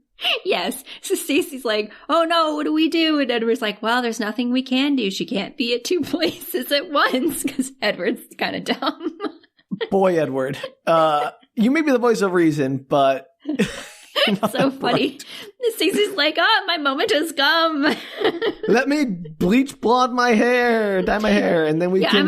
They seem to have an unlimited supply of wigs, is what I'm getting at. Oh, it's all wigs. This castle. It's amazing they have wigs just the right shades. Well, Fiona is... I assume her hair is really bleached blonde. Probably not really, but in fake life, her hair is really bleached blonde. In the movie, yes. Yes. But the other two, I assume, are wearing wigs because they go back to normal pretty quickly when they're not pretending to be Fiona. So she puts on a blonde wig and makeup and all of that. And Stacy is now Fiona. And Edward wants to go with her to keep her safe. I don't know, Sam. Safe from the disciplinary committee. Got it. Yeah, crazy. I gotta say, like, if this scandal was uncovered, it seems like it'd be worse than just the queen pulling her cousin out of a disciplinary meeting for a few days. Yeah, you would think so. That the idea that Stacy, who's not even involved in this country, like she's the princess from another country, is pretending to be a cousin who kidnapped her and then bringing her husband, a prince of another country, to, like, vouch for her. I mean, I'm just saying, them being so loosey-goosey with who is on the throne or who is here, like, that would give me less confidence in the monarchy than simply the standard nepotism of, well, of course she got the committee meeting postponed. She's the cousin of the queen. Well, the committee meeting that's, like, on the fly on a Saturday night. Like, yeah. Just don't do it. Just don't do it. What are they going to do? Oh, she's sick. Sorry. She can't come to her disciplinary committee meeting. She's got the flu. So, meanwhile, they're back at the party. And Margaret's slow motion walking into the party, trying to be fabulous. It's a really great scene. There's really good music to it. She's like pulling off her cape and trying to, like, do the weird sassy walk that Fiona has. And she's clearly pulling it off because nobody would assume that there's anybody other than Fiona. Like, why would you ever? She looks just like her. Yeah, no, I mean, and also how, like, well do these people know Fiona? It's not like I'd be there scrutinizing her, trying to find out if it's really her or not. Exactly. Like, they always do that in movies. They make it seem like the person has to work really hard to pretend to be the other person. But in reality, if the person looks and sounds just like them, why would you ever assume it's somebody different? You never would. Yeah, I mean, unless they do something really out of character. But even then, you'd be like, maybe they're just having a bad day. Yeah, you wouldn't ever go, I wonder if their identical cousin is trying to cover them. Like, way down on the list of, like, maybe they didn't get much sleep last night. Maybe they just, had a bad fight with a family member. Maybe they're going through a depressive period. Like, there are all kinds of reasons someone could be acting differently that aren't doppelganger. Exactly. And she pretty much pulls it off. She's definitely faking it until she makes it. And she's doing some major overacting with her eyebrows. But she overall pretty much gets it. Nice. So, meanwhile, Peter, Mindy, and Fiona are rappelling very loudly up the castle walls. And they make it to the main panel so that Mindy can, like, patch into the security feed and make it look like nothing's happening. So they replace the security feed with just, like, in the room looking like it's like in to. Speed. When they loop the security footage. Exactly. They just loop it so it looks normal. And apparently there's, like, no other alarm system in this entire castle. They just, like, cut through the window, open the door, walk in. These castles having, like, a single point of failure? It's crazy. Like, I know that there's a party going on downstairs, but there's also, like, this is, like, the security room. You're an international criminal. You'd want to have some kind of protection. Yeah, you can have multiple security systems throughout your house that are, like, so that certain areas of your house have standalone security rings systems. Or zones of security where you have, this is all dumb. It's insane. So back at the convent, Stacy's pretending to be Fiona, and she's apparently super late to this meeting, which boggles my mind because the Mother Superior called and was like, this is happening in just a few hours. And how, like, are they really far from, they never give any kind of distance. Is the castle really far from the convent? Like, did it take her hours to get ready to go? This country sounds like it is tiny. So I can't imagine it would take hours, especially if she could, like, take a royal motorcade there and, like, dodge traffic and whatnot. You would think so. And, like, the idea that apparently the disciplinary committee gave them so little time that she doesn't have time to put on a wig, some makeup, and rush over there and be on time. She's, like, hours late. No, that's terrible. Yeah, it's insane. And the committee, they ask Stacy Fiona what they should consider about her sentence, and Edward immediately interrupts. That's the first question they ask. Edward interrupts to make a speech about how Fiona, yes, kidnapped his wife, but she's really tried to turn it around, and they forgive her, and isn't forgiveness the ultimate thing? And they why is he even here? Nobody's questioning why he's at this. He's or not even why related he is to them. When he has no, this doesn't concern you, Edward. They're like, oh, the prince is here from another country. How interesting. The husband of the woman who was kidnapped. I gotta say, this country is not run very well if this is the kind of stuff that bureaucracy is doing. If this is its justice system, oof. It's crazy. So Edward gives his little speech, and then they look at Stacy Fiona, and they're like, what do you have to say for yourself? And she's like, yeah, I agree, I made some mistakes, but hey, if you want to extend my sentence, you go for it, because she's still mad that Fiona kidnapped her. So why was Edward even making this speech if he's not on the same page as his wife? Oh, well, and Edward's like, she's kidding. He's trying to get Fiona off for reasons I don't understand. And he was the one that earlier was like, we're going to involve Fiona, who tried to kidnap you, take over the entire kingdom. Yeah, no, that's insane. So the two of them get into a little back and forth of no, I mean it. And he's like, no, you don't. Yes, I mean it. No, I don't, And to be fair, he used to be engaged to Margaret. So maybe it's more like I have feelings for her, but I've still, I have a friendship with this woman, and this woman Fiona is Margaret's cousin. So I'm trying, and Margaret wants her to experience a family and get off sooner. So maybe. I just realized something here. Sorry. Fiona, the doppelganger of Margaret, they're related. So that kind of makes at least a marginal amount of sense. But Stacy's just some rando who also looks just like these other two people. Yeah, she's basically like Margaret's best friend from another country. Okay. I'm sorry. I just that just sort of clicked for me. I don't know why it took so long. Yeah, that's the whole plot, Sam. But it's so I don't know why in my head, but they were all related in my head. Okay, they're all just a family that looks very much alike, but no. One's completely random. Yeah. Great. And so this is a 3-minute segment. It's basically the princess's speech. She's like, lock me up. I made a lot of mistakes. Lock me up. And they argue back and forth a little bit. And then the committee stands up and is like, we've got enough. We're going to go make our deliberation. And I was like, what? No. I'd be like, this is insane, and none of this is helpful, and you guys, why are you even here, Edward? It was the quickest conversation, too. It was like, what do you have to say for yourself? And literally all she says, I made some mistakes, and you should put me in jail longer. Up my sentence. Insane. And that's the entire committee. They walk off, and they return with their assessment, which is apparently that even though the increase in sentence seems warranted, quote unquote, it doesn't seem the right thing to do. Then why isn't it warranted? And they're impressed with her sincere remorse. I don't know what her remorse was. I guess her just saying that she made some mistakes and her sentence should be upped. I've made mistakes, Danielle, but no one seems to forgive me. I know what I did. You know what you did last summer and many other summers before. Oh, no. We're past that. We're not in spooky torch anymore. Are we past that? We've brought it up many times. Well, it's a memorable title. So, hurrah! They're commuting the rest of her sentence. They can just do that? Apparently. And Mother Superior is very excited. She's rejoicing, and then she very awkwardly backtracks because she realizes she's not supposed to be as enthusiastic as she is. There is no justice in wherever the hell this place is called. Moldovia. Montenaro? I kept on wanting to say another one, but which is another made-up country Montenaro. name. But not Montenegro. That's a real place. Let's go Wachovia or something. Some dumb thing from Marvel. So as they leave, everybody's happy except for Stacy, who's kind of whatever. And as they leave, Edward says, it's deliciously invigorating participating in all this skullduggery. And he's turned on. I am not okay with this. Is he turned on because he's like, Stacy, keep the wig on. What he said, is it him? There's somebody who said something later. I have it in my notes. We'll get to it. Oh, no. Very similar. And I was like, make it stop. Red flag. Run away. So back at the party, meanwhile, Margaret is trying to prevent Hunter from taking her upstairs to get some. And she talks him into a tango, which he had promised earlier. Because he had wanted to dance. She's like, yep, I'll owe you one. And so, Sam, this is the time for one of many choreographed dance numbers. It's the one that we all want and need. I mean, if it's just a tango, that's not much of a choreographed dance number. It's pretty fancy. The fun part about this particular choreographed dance number is not so much the tango that's on the dance floor, but that the music cue takes you to the laser room, where they're moving in time to the music under the lasers in a weird breakdance gymnastic limbo move.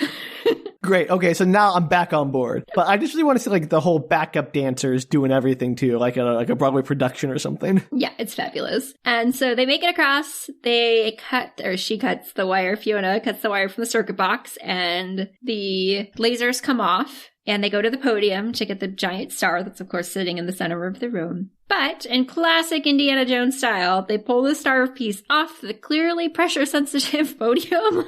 Okay, so I'm guessing, like, we didn't pressure sensitize our podium, so why would they? Why would they? And the alarm goes off, and they seem surprised, which seems like something that Peter should have thought of. Duh. So Fiona, trying to stop the alarm, sets a pair of pliers on it, which is apparently enough weight to turn off the alarm, which seems crazy to me. First off, the alarm would be latching, so once it goes off, it does not turn off until someone... Sam, it turns off.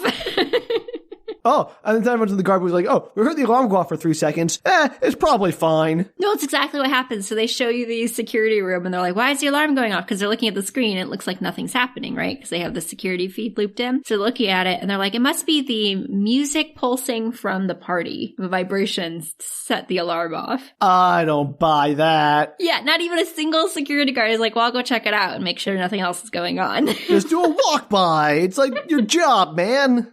Nope. They're like eating and hanging out in the security room. They're clearly not that intent on their job. I mean, sure. Okay, and so obviously the alarm goes off, and though Mindy and Reggie know the alarm went off, like it goes off, they're like, oh my god, we're all gonna die. And then the alarm goes off, and they're like, okay, well, the alarm went off. They still panic and decide to leave Fiona and Peter in the castle. They're just like, we're gonna go. They're terrible backup men. No, awful. The worst.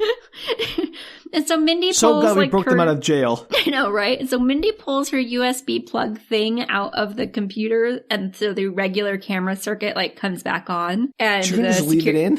No, like she couldn't just leave her laptop there. No, she does not. She like takes the whole thing and unplugs it, and the security office sees immediately that the star is missing. Of course. Apparently the alarm didn't tip them off. Yeah, I know, right? A full-scale alarm goes off in the house. Like, the whole house is now going off. Originally, it was just, like, the alarm for the security. And now it's the entire house. It kind of interrupts the party. And Hunter's like, I've got to run. And so Margaret kisses him, trying to, like, keep him there. Like, right. Like, somehow that's going to keep him in the room during the alarm.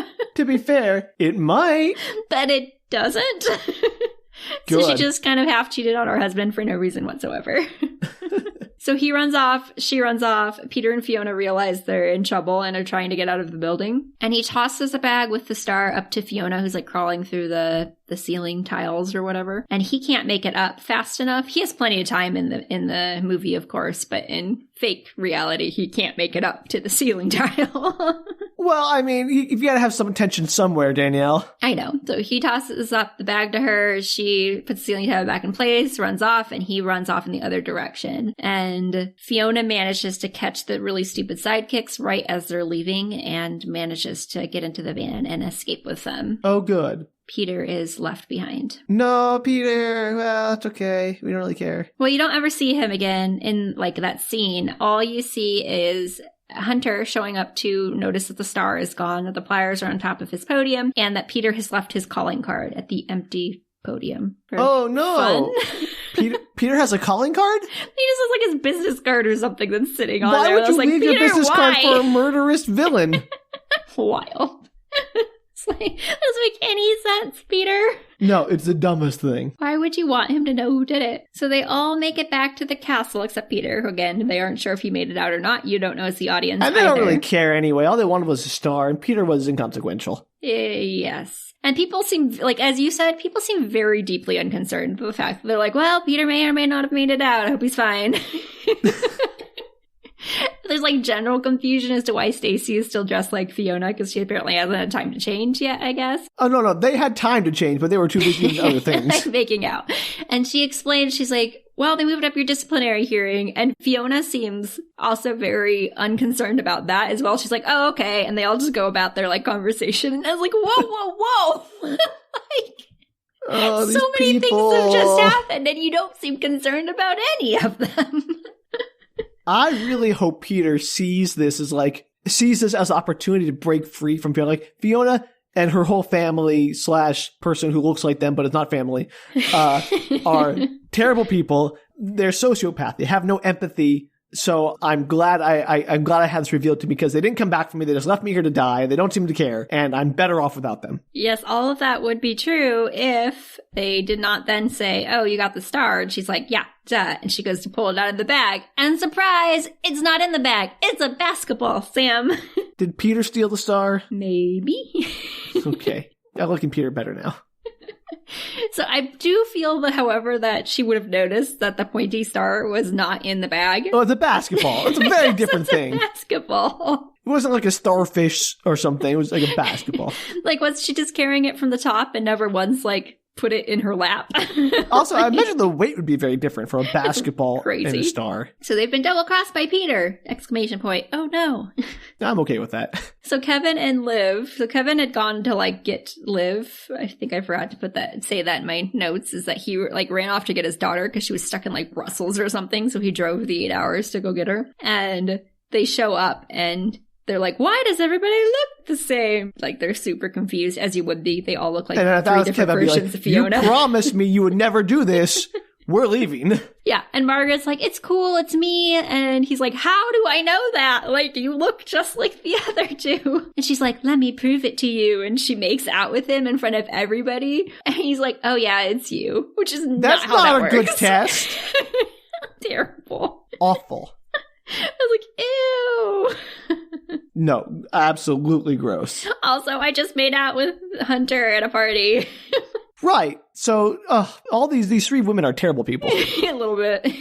And so the conversation turns to, I guess we'll have to inform the Vatican that we're starless. And they tell Fiona, oh, by the way, you may want to know that, you know, at your hearing, they commuted your sentence, so you're free. And she's like, oh, that's great. And they're like, do you want to come to our Christmas dinner? Like, as we invited you, you are invited. We would love to have you be part of our family, blah, blah, blah. And her two backup stooges are like, come to Capri with us instead. And she's like, yeah, I'm going there. Peace out. Bye, everybody.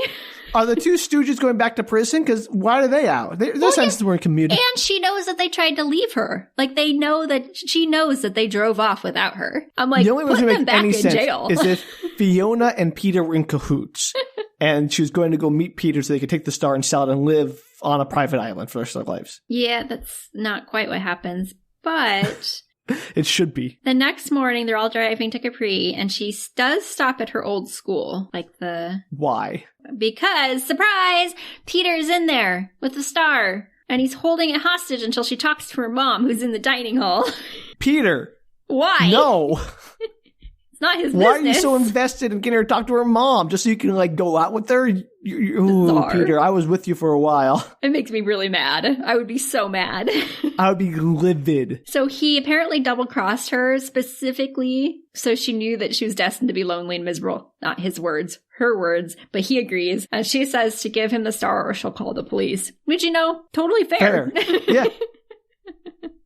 And he tells her, he said he always would be there for her, but this is the end of the line. He can't do this anymore. And he hands over the bag and she goes to leave, but clearly she can't bring herself to do it and goes in to speak with her mom. And Peter left. I know. This emotional blackmail is terrible. It is. It's terrible. So, but because this is like a PG Netflix Hallmarkian movie, they have a heart-to-heart where she's rightfully upset at her mother for not being part of her life for the last 30 years. And somehow it turns around and they resolve the issue by the end of their 3-minute conversation. That's all it takes to resolve decades of trauma. It's a 3-minute conversation with your traumatic focus. Absolutely. And they're now pals again. And meanwhile, back at the castle, they are all about to tell the cardinal and inspector about the Star of Peace missing. But Fiona walks in with her mom and the star and is all like, we gave it a bit of a polish. Hope you don't mind. Yes, I mind. Why is this criminal holding our sacred relic? Well, they don't know she's a criminal. And the cardinal is like, mind? It looks fabulous. But because I'm sure he's thrilled that they took out this priceless heirloom out of the box to give it a shine, quote unquote. Like, we saw what happened when that woman tried to restore that painting in Italy. Exactly. When you're an amateur, you don't handle priceless relics or art when you're an amateur. You just And then don't. I think it's Margaret who like takes it and just puts it on the desk like a paperweight. It's just on a pile of paper. They should be excommunicated for that alone. And nobody seems concerned. The cardinal's just like, oh, it looks lovely. Terrible. And Fiona asks if the invitation's still open for Christmas dinner. And they're like, yes, we'd be thrilled to have you. And Stacy and Fiona have a little moment where she thanks her for all she's done, quote unquote. And she tells them that Peter... For not pressing charges. Yeah, I guess. And she tells them that Peter didn't really steal it. He was just, trying to make a point, He just stole it to emotionally blackmaal me. That's not that's the same thing. But he gave it back, so it's okay. Oh, that's how it works. Now, He's just borrowing it. Cutscene to a fabulous rendition of a yodeling version of Up on the Housetop at the Christmas festival. No, if you're going to do a yodel of a Christmas song, why pick one of the worst? I don't know, but it's a really good yodel. Maybe it's better as a yodel. I watched it like twice. I was like, this is fun. Okay, you know what? Maybe it's better as a yodel. I'm open to that idea. It is. I mean, it's not hard to make Up on the Housetop better, and I feel like a yodel really like amps it up. The only one that what would be awful would be 12 Nights of Christmas. Can you imagine like a 20-minute yodel? I would still listen to it at least once.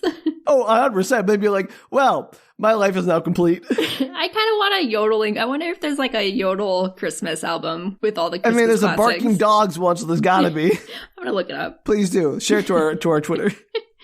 Will do. So Margaret lets Kevin / the audience know off to the side that Hunter got arrested trying to flee the country. You don't see that, unfortunately. Why was he trying to flee the country? Because they reported him about the theft of the Star of Peace. What theft? They got it back, and they didn't tell anybody because they want to keep it under wraps. Like, they didn't even tell the police he had it. Just, all this is hearsay. Well, the inspector and Interpol know. How do they know he stole it? Well, I think they told him that they got it. Well, they know the Star of Peace came back, so I think they told Interpol, like, on the download, this is what happened, but the Vatican still does not know that it was ever missing. But I thought the whole point why they couldn't go to Interpol in the first place is because Hunter bought them all off. They couldn't go to the police. I'm not sure that counted as I don't know.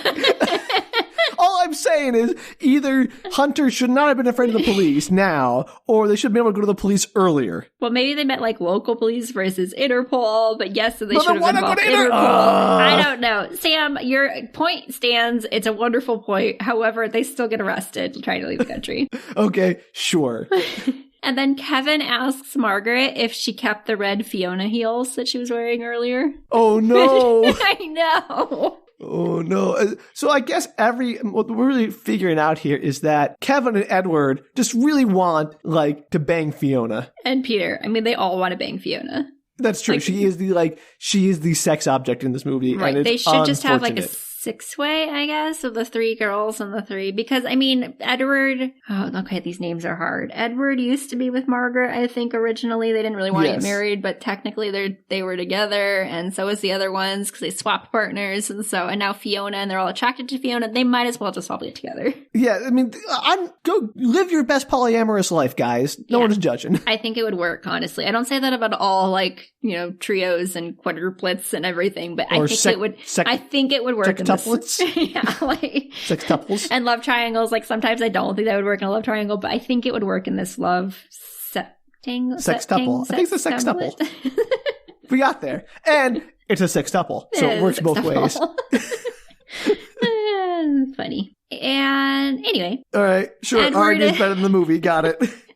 Edward is like, I couldn't be more proud of you and Margaret for putting on an event like this, which I thought was a really funny line because apparently he's not proud of them for saving the entire throne and his, like, all their careers and everything, but he's like super proud of this international Christmas festival. Which I'm sure they didn't hire like a party planner to do all the actual work. Well, it's mentioned earlier that they're doing a bulk of it. Like, that's why they were doing the interviewing of Why is the Queen doing because monarchy is maddening. They're like the idea that they're like very involved with their country, Sam. They're they're with the people other than the commuting of sentences. I would be very involved with a party I threw too, like a wedding or something, but I'm not going to try to do it all myself. You hire a professional. I'm sure they had a combination, but apparently they were very much involved and in charge. All right. Maybe fine. they're A-type personalities that really need to micromanage, Sam. I don't know. Okay, go on. So at the event, Fiona's looking wistfully over all the cute couples, and Peter appears looking very dashing in his tux. He's quite handsome. That helps. Yeah, it doesn't hurt. Trust me. Apparently, he's decided not to be mad at her. Why would he be mad at her? Because she refuses to commit to, like, anybody, if not even just him, just, like, having a romantic long-term relationship with anybody. That doesn't justify your emotional blackmail, my dude. It does not. He starts to apologize for, like, what he did and everything. I don't know if he's going to apologize for the mom bit, but just being mad at her. And she shushes him, and she tells him it's her turn. Basically, she tells him that he was always right, and she does shut everybody out, and she does want to be with him. And their kiss is interrupted. They're just about to kiss, and then there's all these trumpeting horns announcing the starring of the Christmas tree. I was going to say more yodeling, but I guess that's great. good too. Sadly, no. So there's a giant push button. So they push the button, all the trees, lights go on, the Star of Peace shines super brightly, fireworks go off. I guess the push button sets off the fireworks. And of course. Everybody claps and cheers and finally gets to make out and live happily ever after. The end. But it's important to note. Scene. Yeah, it's very important to note that as the credits roll, there is a Christmas pop song and a dancing montage of all the characters and the nuns freestyling. And it's great. Awesome. I actually watched all the credits just for that. It sounds amazing. Also, you know there's going to be a Princess Switch 4, I don't know, on Mars or whatever. I'd watch that. Where an alien who looks just like Margaret, Stacy, and Fiona lands on Earth, and they have to keep it secret and hide it from the government by swapping places with it. Yeah, I 100% assume Christmas Switch 4 will involve a pregnancy of some kind. I mean, I like my idea better for the alien, but yours is good too. No, there will definitely be a pregnancy, and there can be aliens too, Sam. I'm just saying. Maybe it's an alien baby. I don't know. Ooh, maybe they don't know who the mom is. Maybe they're all pregnant, right? But they don't know which one's the dad. Did Yeah. because of the sextuple they have. And there's gonna be all these shenanigans about like who's pregnant, who's not pregnant, and then you find out that you can't figure out who the dad is either. It's a whole drama, mama drama. Oh man. Netflix, if you're listening and you want us to write you Princess Switch 4 alien babies, give us a call because we can make that happen. We won't even charge very much. Like we can probably cost a lot less than your normal writers because we are desperate. And you'd get a whole new group of people watching the Princess Switch movies. I know you'd really upset some of your watchers from previous movies, but just let me tell you. Like, you would expand into a whole new realm. You'd be avant-garde. It'd be groundbreaking. Call us. And we definitely do a special episode for our podcast, so we'd be happy to promote that for you. Absolutely. So if you are from Netflix and want to reach out to us about that collaboration... You can do that at bookretorts.com. You can also tweet, Instagram, or Facebook us at bookretorts. And if you want to support us and maybe hear about Danielle's tree accidents in the future, you can support us at patreon.com/bookretorts. Patreon! This has been the Winter Bizarre, and it has been a very bizarre. Very bizarre. Truly bizarre this year. Oh, well, as always at the end of the year, we want to say thank you so much for listening, for just indulging our weird eccentricities and love of weird media, and for putting up with our weird schedule at the end of the year. And we deeply appreciate it, and we are so thankful that you all love our weird media too. Well, maybe you just tolerate it. Either way, we'll call it a win. You listen to us while you're doing other things, so you don't realize quite how strange we are. Well, until next time, and maybe next year, bye! Take care, everybody.